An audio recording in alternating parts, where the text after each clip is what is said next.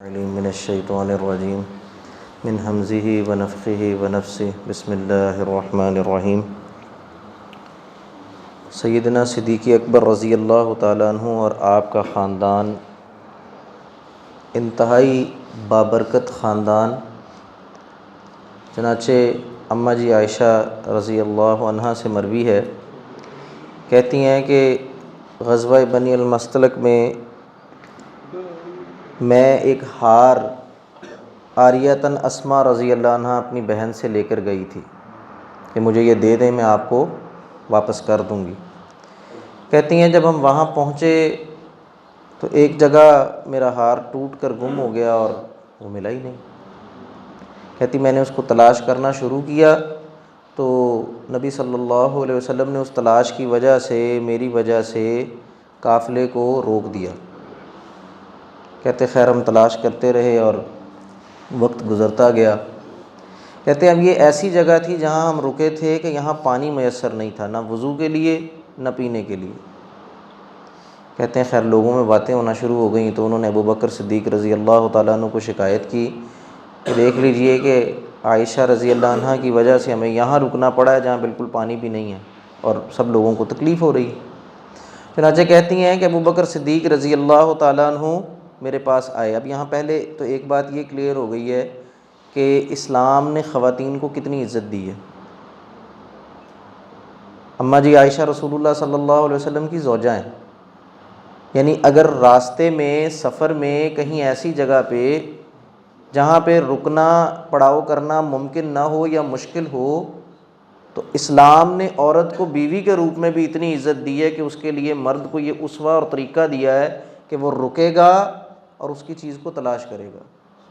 جبکہ ہمارے بر صغیر کے معاشرے میں خاص طور پہ اور عمومی کچھ ممالک میں عام طور پہ یہاں پر کیا رواج ہے، پنجابیوں میں بھی پٹھانوں میں بھی ایسی کوئی بات ہو جائے پہلے تو اس کو 2-4 تھپڑ پڑیں گے بڑے آرام سے، اور یہ کوئی بڑی بات ہی نہیں ہے۔ عورت پر ہاتھ اٹھانا آج تو اس کو شاید ڈومیسٹک وائلنس کے نام پہ ہم کہہ دیتے ہیں کہ نہیں یہ تو ایک جدید اصطلاح ہے، اسلام نے کبھی اجازت نہیں دی، قطعاً اجازت نہیں دی۔ صحابی آئے تھے نا رسول اللہ صلی اللہ علیہ وسلم کے پاس، آگے کہا کہ اگر کسی غیر مرد کے ساتھ دیکھ لے اپنے گھر میں، اس سے بڑی کیا بات ہو سکتی ہے؟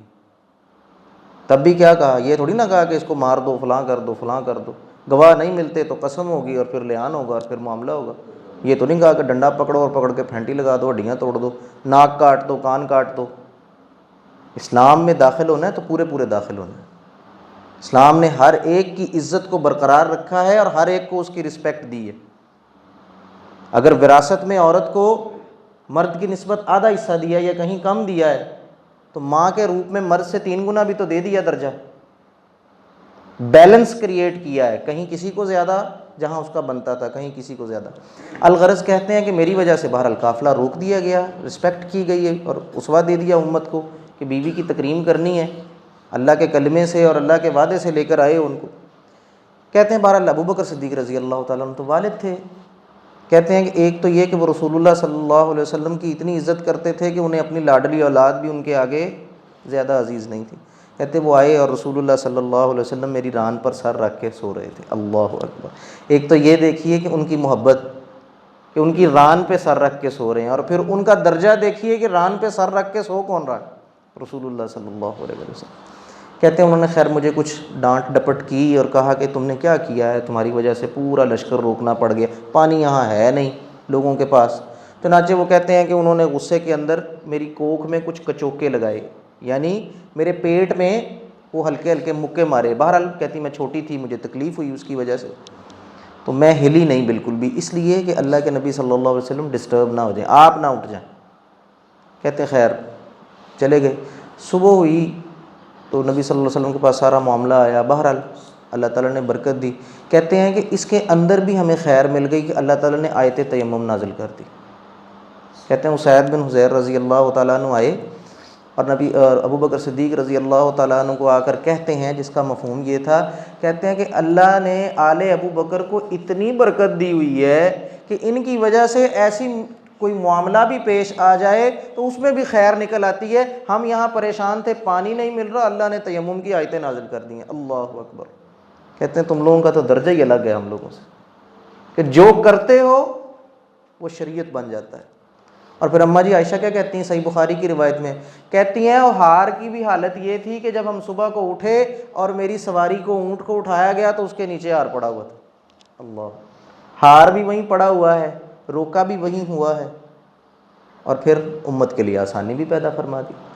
اور نبی صلی اللہ علیہ وسلم ابو بکر اور عمر رضی اللہ تعالیٰ عنہ پر اس قدر اعتماد کرتے تھے اور ان کے ایمان کی اس قدر گواہی دیتے تھے کہ پرانی روایتوں میں ہے کہ ایک پرانی امتوں میں سے شخص تھا، اس نے اپنے بیل سے کھیتی باڑی کا کام لیا، بوجھ اٹھایا، اس کے اوپر کچھ بوجھ لاد دیا کہ نبی صلی اللہ علیہ وسلم فرمانے لگے کہ بیل بولا کہ میں بوجھ لادنے کے لیے تو نہیں ہوں، میں تو کھیتوں میں ہل چلانے کے لیے ہوں۔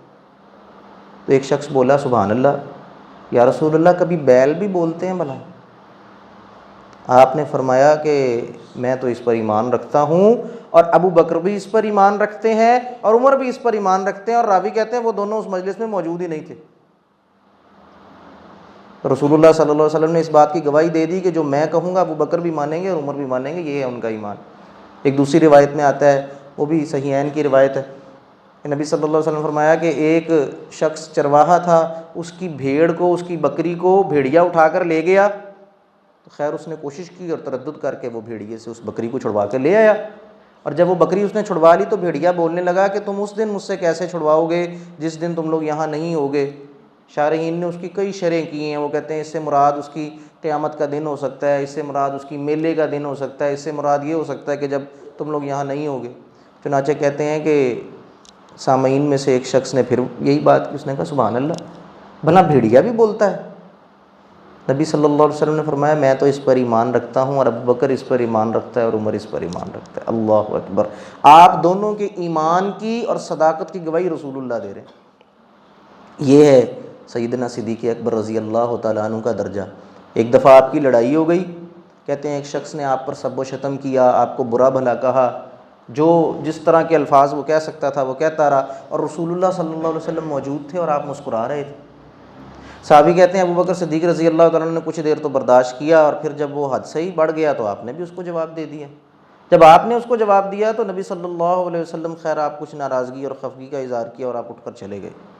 ابو بکر صدیق پیچھے پیچھے آ گئے، آ کر کہتے ہیں یا رسول اللہ صلی اللہ علیہ وسلم، وہ مجھے برا بھلا کہہ رہا تھا، آپ خاموش تھے، میں نے کہا تو محسوس ہوا کہ آپ ناراض ہو گئے۔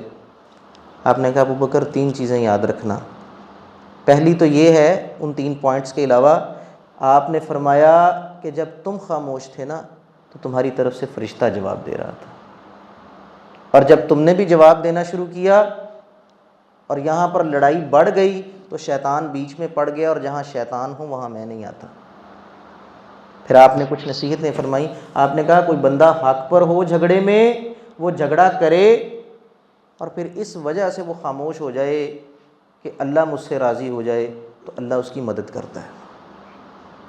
پھر آپ نے فرمایا کہ کوئی شخص اپنا مال خرچ کرے، تحفے تحائف دے اپنے عزیزوں کو، اپنے اقربا کو، اپنے دوستوں کو، صرف اس نیت سے کہ اللہ راضی ہو جائے، اللہ اس کے مال میں اضافہ کر دیتا ہے۔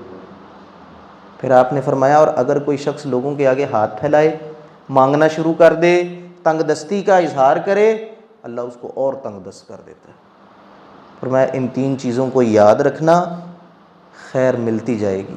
اور یہ سارے واقعات ہمیں بتاتے ہیں کہ ابو بکر صدیق رضی اللہ تعالیٰ عنہ کی زندگی رسول اللہ صلی اللہ علیہ وسلم کی زندگی سے متصل اور جڑی ہوئی۔